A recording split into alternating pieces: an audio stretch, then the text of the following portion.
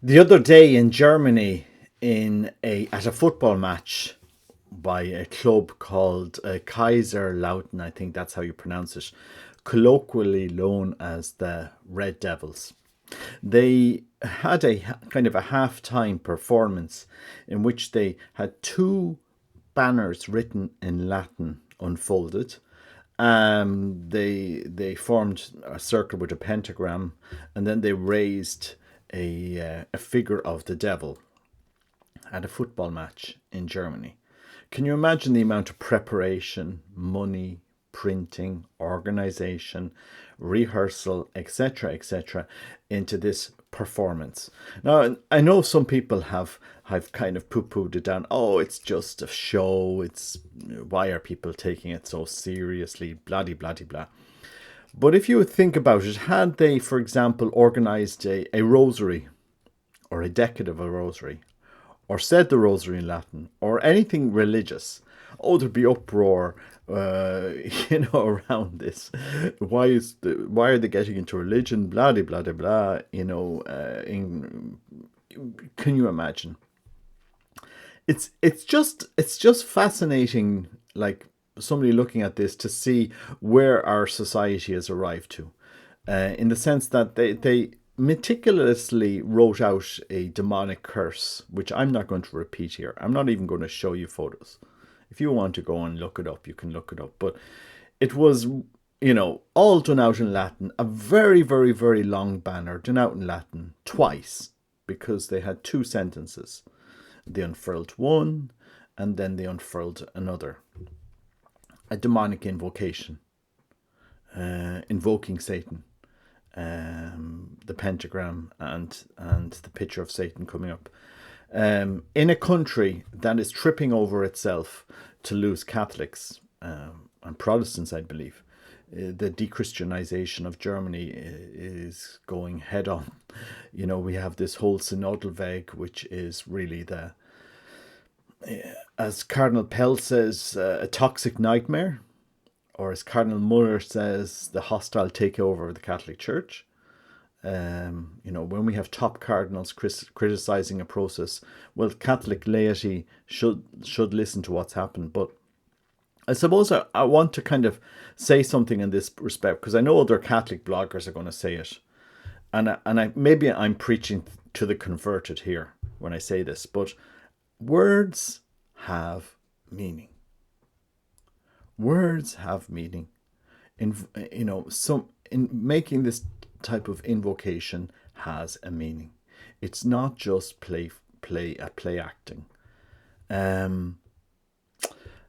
It's incredible in one sense that over the last 50 years, the church has tried so much to reach the faithful, reach out to laity. The mass has been vernacularized. It's done in the vernacular. We've clamped down on Latin, on traditional Latin mass, the old liturgy, etc. Nobody understands Latin. This mantra. Now, who wants Latin? Because nobody. And yet, at a football match, a major football match, a packed stadium, they didn't decide to put the curse in German. They put it in Latin. They invoked Satan in Latin. It's like a parody. The church has abandoned Latin as a sacred language, and yet they put a curse in Latin. And people, if you see the commentary online, people are saying, well, what does it mean? What does it mean? And then they get the translation. Oh, is that what it means? Oh, okay. See, in this highly digitalized world, people are well able to look at it and ask for a translation to get an understanding of it. I mean, I just can't understand how so many people would be fooled into taking part in this satanic ritual. Thousands of people there in that side of the stadium. The organization, the preparation, the printing of the banner, the printing of the Satan thing, getting the choreography together. Would you see Catholic men doing that, for example, to do a rosary or a Eucharistic procession or some type of thing to inspire the next generation. But seemingly this is what what people are up to today. I mean, again, you can go on to other Catholic news channels and bloggers. They're all talking about this. And I was thinking, do I debate it or not? But like, I suppose people need to understand our actions have consequences. Words have consequences. These rites have consequences. It's the same as if you go into a Freemasonic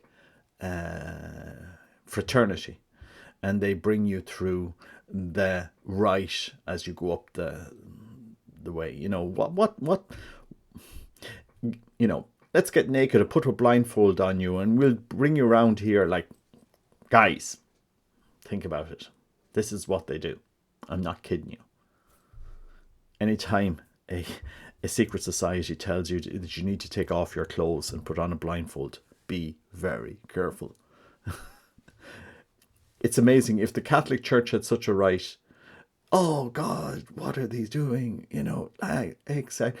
Freemasons, oh no, we can't criticize them, can't talk about them, the crazy things. Like, guys, where have we headed?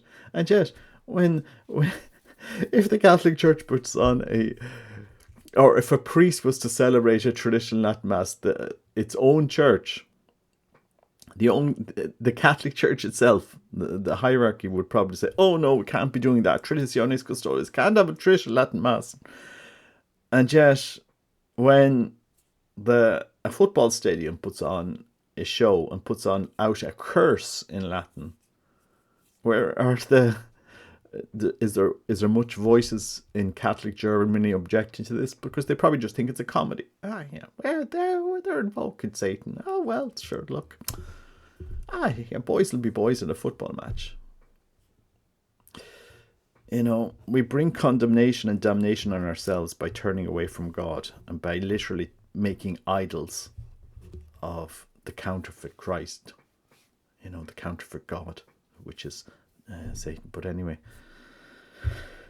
nothing surprises me anymore in this world. But anyway, I just thought I'd put my objections to it as well.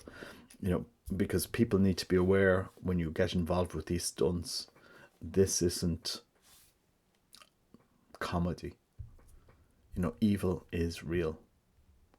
And we need to recognize it and avoid it, because it does have consequences. God bless you. Take care. Bye-bye.